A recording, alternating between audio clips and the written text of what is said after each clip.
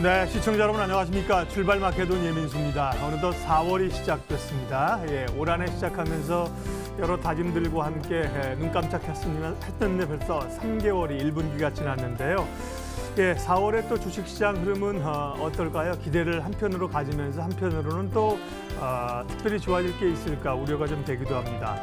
다행스러운 것은 3월에 우리가 심리적으로 보면 굉장히 좀 고생했다는 생각이 드는데 코스피를 보니까 2.5% 하락했고요. 코스닥은 0.27%니까 별로 밀린 것도 없습니다. 생각에 비하면 심리적인 것에 비하면 크게 밀린 건 없는 상황인데요.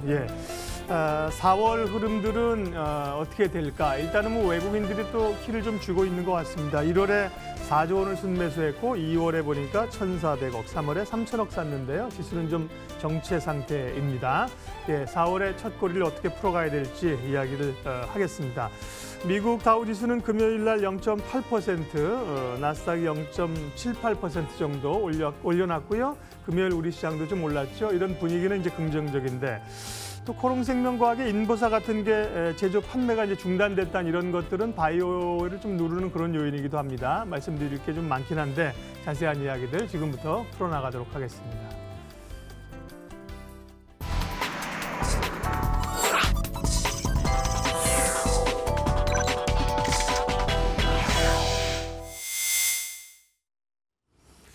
매주 월요일 장용혁의 마켓 시그널 시장의 핵심 포인트들 또 전망합니다. 한국투자증권 법인금융센터 장용혁 팀장님 오셨습니다. 어서 오십시오. 네, 안녕하세요.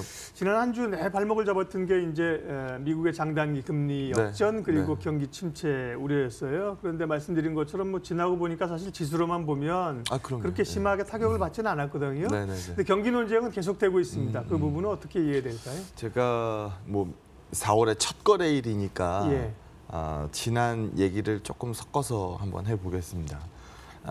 제가 올해 2019년도 들어와서는 고를 계속 외쳤죠. 반등 목표치 2230 부르면서 이제 고를 외치다가 2월 말에 이제 3월 달 증시는 2월까지는 기대감을 반영하는 증시고 3월 증시는 펀더멘탈을 증명해야 되는 증시인데 이게 좀 쉽지 않을 것 같으니 위로 더 뻗긴 어렵겠다라는 의견을 드렸었고요.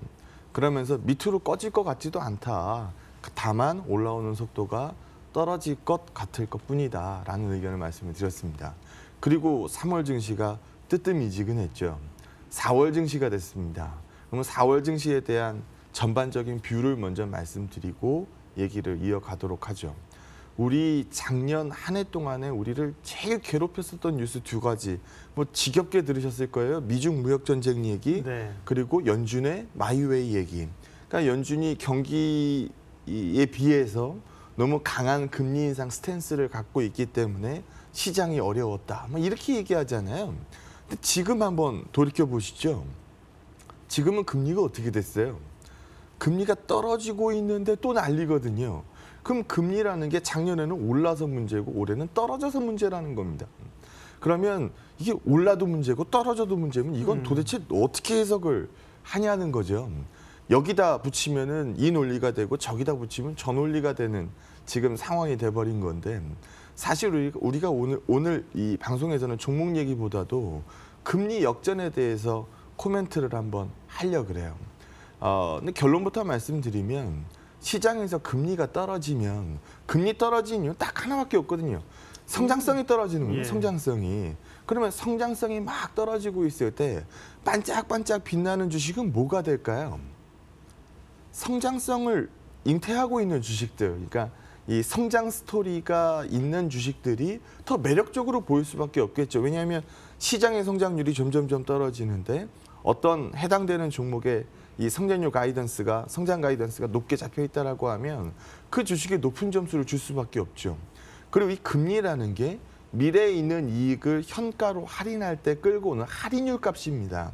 그러면 금리가 올라가는 것보단 금리가 떨어지는 게 훨씬 더 성장주 컨셉에서는 긍정적인 게 맞다라는 거거든요. 그래서 여전히 지금 지수를 쭉 뽑아 올리기는 쉽지 않아 보이기 때문에 대형 컨셉보다는 종목장 컨셉이 어울리다라고 보고 있는 거고요. 최근 방송에서 여러 번 말씀을 드립니다만 금리가 꺾이는 시점, 금리가 올라갈 때 시장이 부러지지 않아요. 금리가 이제 떨어지기 시작하는 시점에서 시장이 한번 닫히는 경우가 많은데 첫 코너에서는 그 얘기를 한번 해보고 두 번째는 그럼 이 장단기 역전이 좀 오버베이스 되고 있는 건 없냐라는 부분을 한번 살펴보도록 하겠습니다. 장표 보면서 얘기를 좀 이어가도록 할 텐데요. 지금 3월 FOMC에서 선언한 2019년도의 금리 가이드 어떻게 됐어요? 안 올리겠다는 얘기죠. 지금 2.25에서 2.5인데 중앙값으로 2.37로 찍어놨으면 금리 어떻게 하겠다는 거예요? 안 올리겠다는 겁니다. 금리 인상이 이제 멈추겠다라는 시그널을 시장에다가 던져준 거죠. 그럼 그 이전 FOMC에서 나왔던 시각들에 비해서는 한번 비교해 보시죠. 중앙값이 3%가 넘어요. 그러면은 2019년도에 금리 몇 번 올린다는 얘기였다는 얘기예요. 3번 올린다는 얘기였다는 거죠. 근데 지금은 3번 인상 가이드가 제로가 돼버렸어요. 그럼 금리 인상 중단을 선언한 거죠. 그럼 두 번째, 그럼 이게 내년도에는 어떻게 될 거냐? 내년도에는 중앙값으로 봤을 때 2.625 나온다. 그러면 2.5에서 2.75 요 사이에 금리가 있을 거라는 거죠. 그럼 가봐야 금리 인상 몇 번이란 얘기예요? 한 번 정도. 한 번이란 네. 얘기입니다. 그럼 한 번 올리는 것도 굉장히 버겁게 올려서 21년도에도 더 올리긴 어려울 것 같아요. 롱텀으로 흘러간다 하더라도 2.75를 넘어가기 어려울 것 같아요. 그러면 향후 남아있는 금리 인상 스케줄 맥스로 몇 번 봤다는 얘기예요? 한 번 봤다는 얘기입니다. 그럼 여기서 그치지 않고 여기서 보시는 것처럼 지금 매월 이 300억 달러씩 타이트닝을 진행을 하고 있는데 150억 달러로 줄인 다음에 9월서부터는 이 타이트닝도 더 이상 진행하지 않겠다라고 선언한 패드. 그러면 시장에서 금리 가이드는 어떻게 움직일까요? 연준의 스탠스는 굉장히 비둘기파적으로 움직이겠죠. 그럼 이렇게 움직인 다음에 달러가가 푹푹 분질러져 내려가면 시장이 환호를 합니다. 근데 지난주 이 시장에서도 보셨던 것처럼 달러가 뚝뚝 분질러지던가요? 아니죠. 달러의 역설 때문에 그렇습니다. 달러 패러독스인데 이게 시장에서 가장 안전자산 꼽으라고 하면 못 뽑을 수 있어요. 미국채죠, 미국채. 그럼 미국채가 뭘로 찍어요?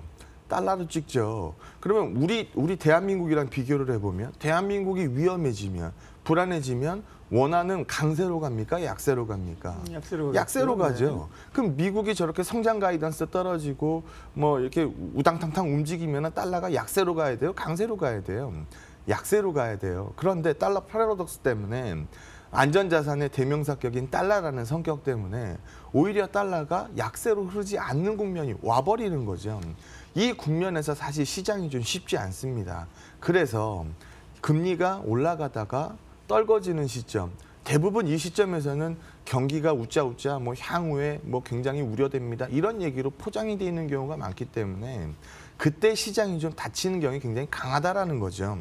그래서 지금 여기서 보시는 그림처럼 금리 선물값이 뚝뚝 떨어지기 시작하니까 지금 모두 다 한 목소리로 얘기하고 있는 건 성장 가이던스가 떨어지고 있으니 힘들어질 겁니다. 이 얘기입니다. 근데 우리 좀 하나 살펴보죠. 여기가 이 현상이 나오게 된 이유는 우리가 굉장히 긴 시간 동안에 그러니까 우리가 금융위기가 오고 나서 굉장히 귀에 딱지 앉을 정도로 들었던 얘기가 계속 모였어요. 유동성 장세, 달러를 풀어낸다, QE, 이거 가지고 얼마나 긴 시간을 시장의 유동성을 풀면서 금리를 제로로 묶어가면서 마이너스 금리를 얘기해 가면서 얼마나 오랜 시간을 그걸로 움직였습니까? 그러다 보니까 지금 장기 금리는 앞에서 봤었던 이 그림처럼 바로바로 반영이 되는데 단기 금리는 지금 현재 금리가 올라와 있는 부분이 있기 때문에 단기값이 좀 높게 잡히고 장기값이 좀 낮게 잡히는 이 역전 현상을 어떻게 보면 불가피하게 반영하고 있다라고 보는 시각이 맞을 것 같습니다. 그래서 과거처럼 금리 역전된 다음에는 꼭 침체가 왔어요 라는 데다가 대입을 시켜서 읽을 게 아니고 이 현상은 QE 이후에 나오고 있는 어떻게 보면 일정 부분의 역효과 어느 뭐 일정 부분 긴 시간 동안에 QE라는 거를 시장에 오랜 기간 반영해 왔었기 때문에 거기에서 나오는 어떻게 보면 뭐 나오는 현상들 너무나 자연스러운 현상들 이렇게 이해하는 게 오히려 좋을 것 같습니다. 그래서 이 그림에서도 보는 것처럼 금리가 떨궈지는 시점, 이 떨궈지는 시점에도 선진 증시는 다치지 않지만 그 이유값을 한번 보게 되면 금리가 떨궈지는 시점에 신흥국 증시가 버티고 서 있다가 이유 그림, 이 그림 차이가 굉장히 클 것 같은데요. 이유 그림에서도 보게 되면 금리가 여기서 보시는 것처럼 떨궈짐에도 불구하고 뭐 이 월드 인덱스 값은 치고 올라갔죠. 근데 이머징 값은 어떻게 됐어요? 죽어났거든요. 죽어나고 한 번 올라가죠. 이때 우리가 뭐 기억하고 싶지도 않은 IMF가 왔었으니까 뭐 그런 케이스 아닙니까?라고 읽을 수도 있겠습니다만 이 그림에서도 보는 것처럼 금리가 떨궈지면 시장도 같이 다칩니다. 이 뭐 해당되는 케이스에 모두 다 표현이 되겠죠. 그래서 어디가 더 많이 다치느냐? 신흥 증시가 더 많이 다치더라는 겁니다. 그래서 지금 금리가 꺾이는 시점, 이거 과거 경험상으로 볼 때는 일정 부분 경계하는 요인들이 충분히 있겠습니다만 여기서 보는 것처럼 달러가 꺾이는 시점에, 금리가 꺾이는 시점에 달러가 위로 튀어버리는 이 국면을 보여주지 않는다면 과거와 똑같은 이 시각으로 읽어서는 안 되겠다.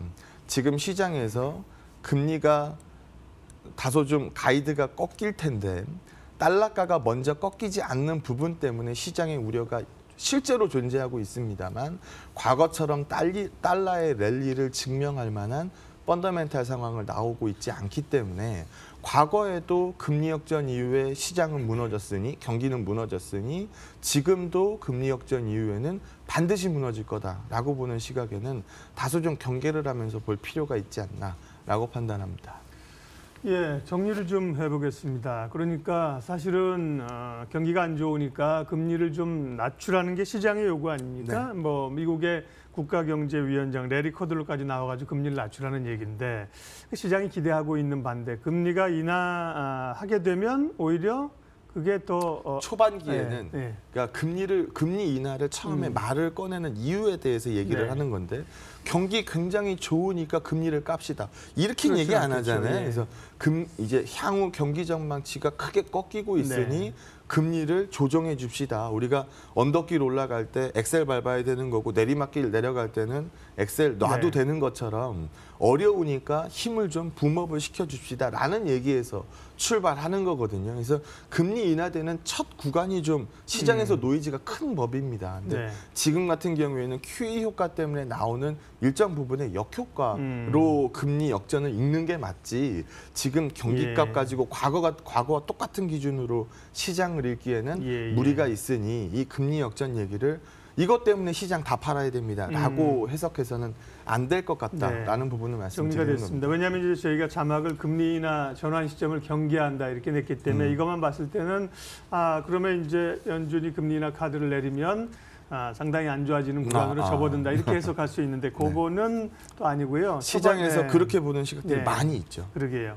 초반엔 그럴 수 있지만 그게 오히려 이제 고현상이나 혹은 금리 역전이 시장 전체를 과거처럼 무조건 경기 침체로 몰고 간다고 볼 수 있느냐. 확신하기 어렵다. 네, 확신하기 어렵다. 그러면 결국은 그 부분은 경기 얘기는 계속해서 논쟁이 나오기 때문에 확인을 해야 되잖아요. 지표를 확인해야 될 텐데 앞으로 특별히 이번 주에 또 좀 주목해야 될 변수 어떤 게 있습니까? 주말에 이 중국의 이제 PMI 값이 나왔어요. 이게 서프라이즈 인덱스 값은 말 그대로 기준점이 없죠. 이 눈높이보다 잘 나오면 플러스 값이고 눈높이보다 못 나오면 마이너스 값이죠. 근데 이런 PMI 값이나 뭐 제조업 ISM 제조업 값이나 이런 것들은 기준점이 있습니다. 그래서 50보다 크면 확장세고 50보다 낮으면 위축세죠. 근데 지금 이 3월 PMI 값 나온 이 중국 PMI 값을 보니까 이 50.5를 찍었어요. 이게 의미하는 바가 있습니다. 이게 전월 수치가 49.2였고 예상치가 49.6이었어요. 그러면 뭐 어떻게 보면 49.6이나 뭐 50.5나 뭐 갸가갸다 뭐 이렇게 할 수도 있겠습니다만 기준점 사이에서 크게 이게 뭐 60, 70 이렇게 안 가거든요. 나와 봐야 뭐 55, 꺾여 봐야 뭐 한 45, 요 정도 움직이기 때문에 이 중간에 있는 1%포인트가 결코 작지 않습니다. 그래서 이 가이드보다 굉장히 잘 나온 중국의 제조업값, 여기에 대해서도 우리가 좀 생각을 해볼 필요가 있어요. 지금 협상이 딱 마무리는 되지 않았습니다만 3월 1일부터는 뭐 얄짤 없어요 라고 얘기하다가 지금 4월 1일이 됐는데도 좀 더 유예할게요 라고 얘기를 하고 있어서 작년처럼 서로 으르렁 거리면서 치고받고 싸우지는 않습니다. 미국과 중국이. 그러면 말 그대로 휴전기간이라는 건데 이 휴전기간에 중국에서 지표 나오는 게 예상보다 잘 나오고 있다는 점에 주목을 하자라는 거죠. 서프라이즈 인덱스 값을 맨 처음 얘기한 이유가 가이드보다 잘 나오기 시작하면 심리값은 좋아집니다. 서프라이즈 인덱스 값이 좋아지기 때문이죠. 그래서 그 부분으로 주말값 하나를 좀 볼 수 있을 것 같고요. 오늘 저녁 때는 미국에서 ISM 제조업 지수가 나옵니다. 여기도 뭐 다들 아시겠습니다만 50보다 위면은 확장세고 50보다 미치면은 위축세죠. 근데 지금 예상치 보면 아시겠습니다만 55.8입니다. 그럼 어떻게 나오고 있다는 거예요? 죽는다 해도 여전히 확장세 내에서 기울기가 좀 빠졌을 뿐이지 이거 위축세로 가고 있는 그림은 절대 아니라는 거죠. 미국 경기 지금 부러졌습니다라고 읽을 시그널이 안 나온다는 겁니다. 그래서 우리가 좀 전에 금리 역전 처음 코너에서 얘기했었던 것처럼 금리 역전 나왔으니까 향후 경기는 100% 죽습니다. 이게 아니라 지금 금리 역전은 QE 이후에 일종의 역효과고 그러면 그거를 확인하기 위한 경기 지표들을 계속 쳐다볼 텐데 발표되는 경기 지표들이 위축세를 얘기하고 있지 않으니 과거와 똑같은 기준으로 보지 맙시다라는 부분을 말씀드리는 거고요. 미 고용 지표 같은 경우에도 지난달에 완전 쇼크 먹었잖아요. 가이드보다 엄청 안 나왔으니까. 네. 근데 제가 그날 방송에 나와서도 요거 보여드렸던 것 같아요. 과거에도 이상하리만큼 밑으로 찍힌 적이 종종 있었어요. 그 이후에 뭐 점프업하는 이 차트들을 제가 보여드렸던 기억이 나는데 이번 고용 지표에서도 그 부분을 증명해 준다라고 하면 이거 뭐 시장에서는 과거와 다르구나라는 부분을 인식할 수 있을 것 같고요. 또 소매 판매 데이터가 발표될 텐데 중국은 생산 지표가 중요하고요. 미국은 소비 지표가 중요합니다. 미국 경기의 70%는 소비인데 소비 지표가 제일 중요하겠죠. 그래서 여기도 보게 되면 MOM 값으로 플러스 값, 마이너스가 아니죠. 그래서 플러스 값을 보일 걸로 판단이 되고 있어서 뭐 경기 위축을 설명합니다라고 얘기하는 지표들은 나오지 않을 것으로 보여집니다. 다만 우리 대한민국의 제일 중요한 지표값이라고 하면 사실 수출 데이터인데 이 수출 데이터가 여전히 러스를 기록할 걸로 보여서 물론 지난달 수치, 지난달 마이너스 뭐 12%대 나왔었던 그 마이너스보다야 월등히 좋아지겠습니다만 여전히 위축세를 보이고 있을 거라 대한민국 쪽으로 점수를 많이 줍시다라는 얘기를 하기가 좀 어려운 시점인 거는 맞다라는 걸 말씀을 좀 드려야 될 것 같습니다. 그래서 아마 오늘 장 열리기 전에 이제 발표가 될 텐데 보나마나 마이너스 나올 거고요. 이 마이너스 폭을 크게 하회하는 이 쇼크를 주지 않는 이상 시장에서는 알고 있었던 뉴스 공개에 지나지 않을 거다. 결국 지난주 월요일 날 제가 방송에서 뭐 지지난주 금요일 날 시장이 워낙 많이 빠졌었기 때문에 오늘이야 어쩔 수 없겠지만 한 주 동안 증시 더 밀리지 않는다. 지난주 증시 한번 보시면 월요일 날 급락하고 화수목금은 그냥 플랫이었어요. 그래서 오늘 이번 주 증시도 밑을 보는 뭐 이슈들은 다소 작고 금리 역전을 계속 뭐 시장에서 떠들었다 하더라도 시장이 버텨냈기 때문에 과거와 똑같은 기준으로 금리 역전이니까 뭐 주식답 합시다. 이렇게 얘기 끌고 가지 마시고 시장의 금리값 떨어지는 거를 이용을 한다면 오히려 할인율 값이 낮아지는 거고 성장 주식에 대한 가이드가 높아질 거기 때문에 여전히 중소형주 뭐 종목장에 대한 시각은 열어놓고 볼 필요가 있다라는 의견으로 말씀드리도록 하겠습니다. 네. 그럼 전반적으로 4월의 흐름들은 이제 3월과 큰 차이를 좀 가져가기는 좀 어려운. 3월에는 후퇴하는 시각을 말씀을 드렸던 거고 4월 증시는 이미 뭐 3월 달에 상당 부분 후퇴를 한 상황이기 때문에 4월 증시는 더 밑을 보는 시장은 나오지 않을 거다. 오히려 종목장이 좀 더 활발해지지 않겠느냐라고 판단합니다. 예, 전략 그러면 말씀하신 거 좀 마무리해 주십시오. 네, QE의 역효과를 반영한 3월이라고 봅니다. 4월 증시는 3월 증시에 학습 효과가 있을 거기 때문에 요거보다는 변동성이 좀 떨어질 걸로 보고 있고요. 시원하게 뽑아 올리는 이슈가 나오지 않기 때문에 대형주보다는 여전히 뭐 종목장 포커스에 맞춰서 시장을 보시기 바랍니다. 예, 오늘은 또 뭐 4월의 첫 주간 첫 거래일이고 해서요. 구체적인 뭐 종목 섹터보다는 시장 전반적인 이야기, 또 지난 한 주 우리 시장을 눌렀던 변수들을 점검해봤습니다. 한국투자증권 법인금융센터 장영혁 팀장님 함께했습니다. 수고하셨습니다. 네, 고맙습니다.